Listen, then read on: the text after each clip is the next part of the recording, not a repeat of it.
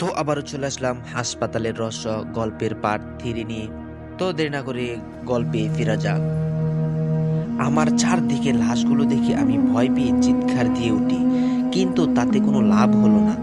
আশেপাশে কোনো ভারী ঘর নেই যে কেউ আমাকে সাহায্য করার জন্য এগিয়ে আসবে। আমি নিজেকে রক্ষা করার জন্য ঘরের মধ্যে থাকা একটা ছোট্ট লাঠি হাতে নিলাম। হঠাৎ বাইরে থেকে আজানের শব্দ শোনা গেল। যে মাত্র আজানের শব্দ শোনা গেল, সেই মুহূর্তে চারপাশের সকল অস্বাভাবিক বস্তুগুলো একা একাই অদৃশ্য হয়ে গেল।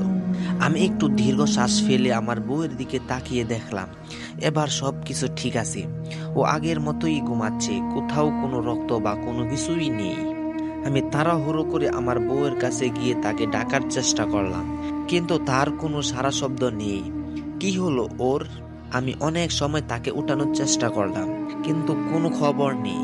দেখতে দেখতে আজান শেষ হয়ে সময় চলে গেল, বিকেল হয়ে গেল, এখনো আমার বউ ঘুম থেকে উঠছে না। এবার অনেক চিন্তায় পড়ে গেলাম। আমি বউকে একা রেখে নদীর পাড়ের দিকে হেঁটে গেলাম, দেখি কাউকে পাই কি না। আমি একা, ঘন জঙ্গল আর সামনে নদী। আমি নদীর পাড়ে গিয়ে দেখলাম কোথাও কোনো মানুষ নেই। মানুষ তো দূরের কথা, একটা পশু পাখিও দেখা যাচ্ছে না। মন খারাপ করে বৃদ্ধ লোকটির বাড়ির দিকে ফিরে যাচ্ছি। যাওয়ার সময় হঠাৎ বিকট একটা চিৎকার শুনতে পেলাম। কে যেন চিৎকার দিয়ে বলে উঠল, আমাকে মেরো না, আমাকে মেরো না। আমি চিৎকারের শব্দ শুনে সেদিকে যেতে লাগলাম। যেতে যেতে একটা গলির কাছে পৌঁছে গেলাম। গলির ভিতরে প্রবেশ করে আমি দেখতে পেলাম সাদা একটা জামা পরা, মাথায় মুকুট লাগানো একটি লোক 17 থেকে 18 বয়সী একটি মেয়ের কাঁধে বড় একটা দা ধরে আছে।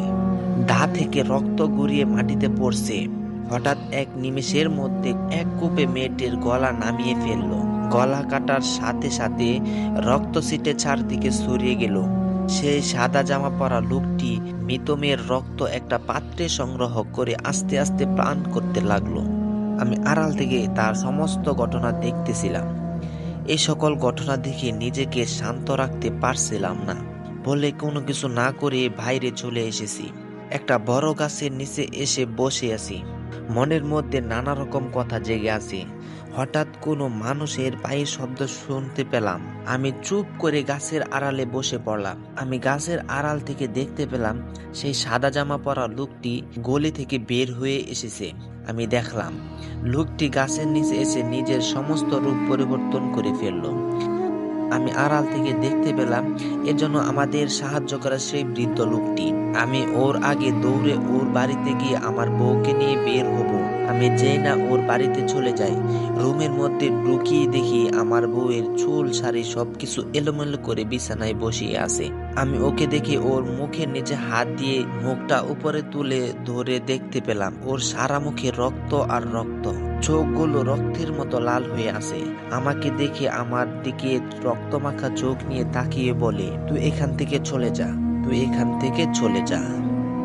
এই পর্বটি এখানে শেষ হয়ে যায়। যদি গল্পটা ভালো লাগে তাহলে বলবেন পরের পর্ব দেওয়ার জন্য। ধন্যবাদ সবাইকে।